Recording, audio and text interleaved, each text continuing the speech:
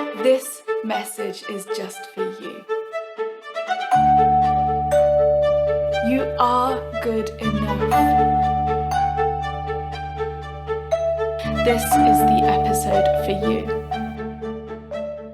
We all chase that glowing sense of achievement, but sometimes it can lead us off track. So today I have a question to just help you make sure that it's leading us where we actually want to go. So when I'm feeling lost, when I'm feeling behind or ineffective in some way, when I'm deep in uncertainty, one of the first signs that I now notice is that I'm starting to put all these opportunities into my day for a false sense of achievement. It might be working really hard to tick off loads of tasks, but on a video game. It might be fixating on walking a certain number of kilometers in a week. It might be that I decide suddenly that improving my podcast metrics urgently needs prioritizing. I want numbers, but not just numbers. I want cute congratulatory animations. I want to be able to cover my diary in big theatrical ticks to make up for all the uncertainty. I want success that can be contained in the shortest time possible. A few minutes, an hour-long workout, a 7-day streak. And I know that I am not the only one. In their book, Big Feelings, Liz Fosslien and Molly West Duffy cited the story of a school principal who was lost and drained and emotionally exhausted. And they quoted her as saying, "I became hooked on things like Peloton," it's a system of exercise bikes, "as a way to collect evidence that I was successful at something, even if I felt defeated in every other dimension," she said. But I don't think it's even if she felt defeated in every other dimension. I think it's especially because she did. Numbers can be so helpful when they're telling us the information that we need. And hobbies and healthy food and exercise routines are invaluable for our overall well-being. Distractions and side quests from our main goal are a necessary part of life. They help us to maintain our perspective and to recover from the work that we're putting in. But sometimes fixation on that stuff creeps in as a smokescreen to obscure, even from ourselves, the fact that actually we're just feeling a bit lost.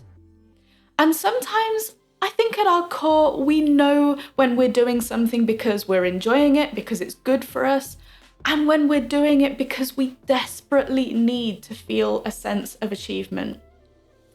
And we know when we're making real progress towards the things that matter to us, progress that contributes to our overall life goals.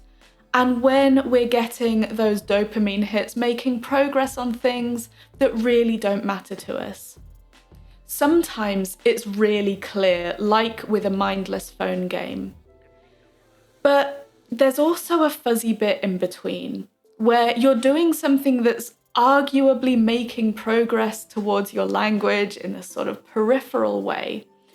But when you look really closely, when you're really honest with yourself, you think, actually, it's not taking me to the place I'm trying to go. It's sort of distracting me from the place I'm trying to go. And that's where it gets a bit more difficult figuring out where the line is. So today, I just want to ask you, what numbers are you clinging to? What rewards, what areas of praise are you clinging to? Because how many of us prioritize things that really don't matter to the overall goal just because they present an easy, simple route to data capture? And data is definitely the mark of productivity. Or how many of us prioritize something for a quick win, even if we know that that win is actually irrelevant? Or we prioritize the praise of a however many day streak on an app, or likes on a nice Studygram photo, a mark out of 10.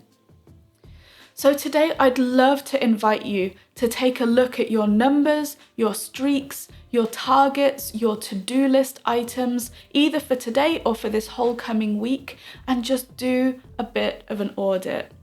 Are you putting tasks on your list that will help you to reach that end goal and collecting meaningful data that tells you what you need to know about your progress? Or is there any way that you're scheduling time into your day to build up unhelpful streaks and metrics that actually create an illusion of progress? Because if you're putting the work in, you want to know that you're definitely walking in the direction of your goals. And you deserve the peace of mind that it's time and effort well spent.